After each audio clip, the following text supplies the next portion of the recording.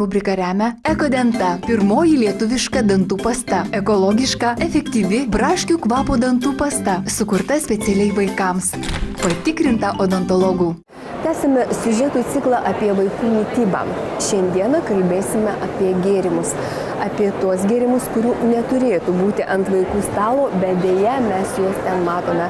Bandysime atsakyti klausimus, kodėl tie gėrimai kenkia vaikų sveikatai, ką reikėtų daryti, ką turėtume keisti ir kodėl ateityje Lietuvos odontologai gali turėti labai daug darbo. Neseniai atliktas tyrimas atskleidė duomenis, kad grėsmingai didėja jaunų žmonių skaičius susidurančių su dantų emalės problemomis. Tyrimą atlikę specialistai aiškino, kad tokias problemas lemia energinių gėrimų pomėgis. Energiniai ir vadinamieji sportiniai gėrimai gadina dantis, kadangi juose gausu rūgšties, kuri tiesioginė to žodžio prasme pragraužia dantų emalę. Tai yra didelė grupė gėrimų, sakykim, kur labai įvairių gėrimų, kurie labai plačiai skinasi kelią dėka, aišku, reklamos, dėl to poveikio, kurį suteikia. Na, tai yra savotiški narkotikai.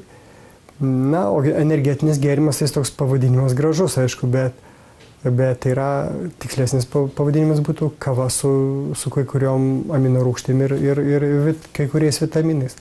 Tai yra stipri kava. Su gėrimais, na, čia sudėtingesnė dalis, nes labai dažnai mamos galvoja, kad daro paslaugą vaikams, kai duoda sultis arba verda kompotus.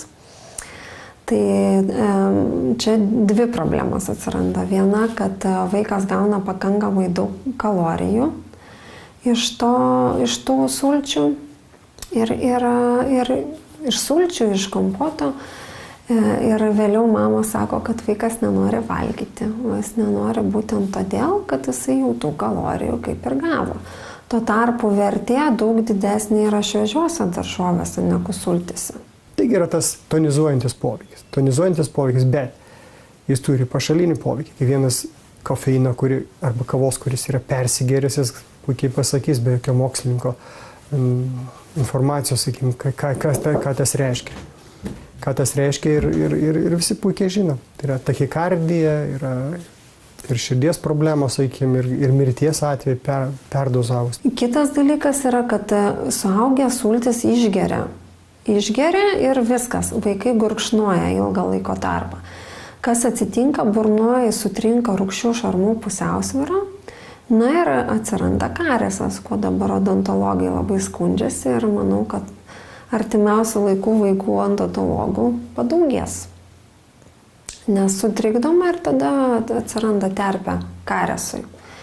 Taip pat net jeigu tinkamai valomi dantis, teigiama, kad nuolatinis tas cukraus gavimas nemažas iš tikrųjų, kas susidaro per dieną, endokrininę sistemą išbalansuoja. Ir tada netgi silpnesni dantis gali, kaip liaudiškai sakoma, silpnesni dantis gali pasidaryti. Tiesiog net jeigu tvarkingai prižiūrima. Pastaruoju metu vis dažniau keliamas klausimas apie gazuotus gėrimus. Net atsirado diskusijų, kad jie gali būti pavojingesni ir už alkoholį.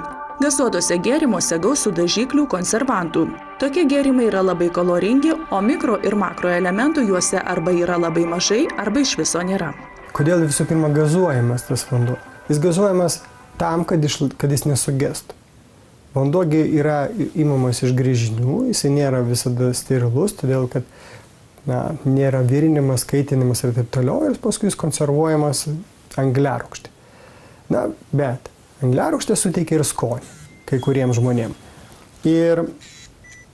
Ir sakykime, tą skonį suteikia angliarūgštė ir kai kuriems labai patinka. Ir jie dėl to vien tik tai geria, kadangi yra angliarūgštės. Šiaip angliarūgštės visiškai žmogui nereikia. Jinai tik tai skonį. Ar jin duoda kokią tai naudą? Aš labai abejočiau, kad duoda. Yra pavieniai atvejai, kad ten atseit virškinimą gerina, bet čia daugiau žmogus pats įsitikinęs, aš galvočiau.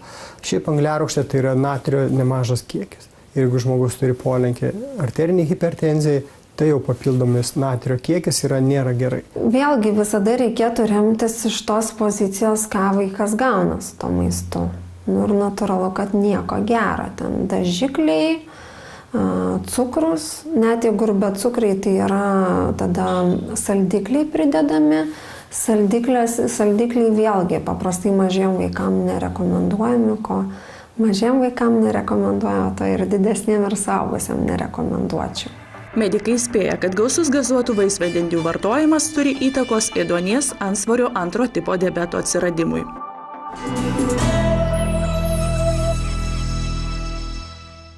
Rubrika remia Ekodenta, pirmoji lietuviška dantų pasta. Ekologiška, efektyvi braškių kvapo dantų pasta, sukurta specialiai vaikams. Patikrinta odontologų.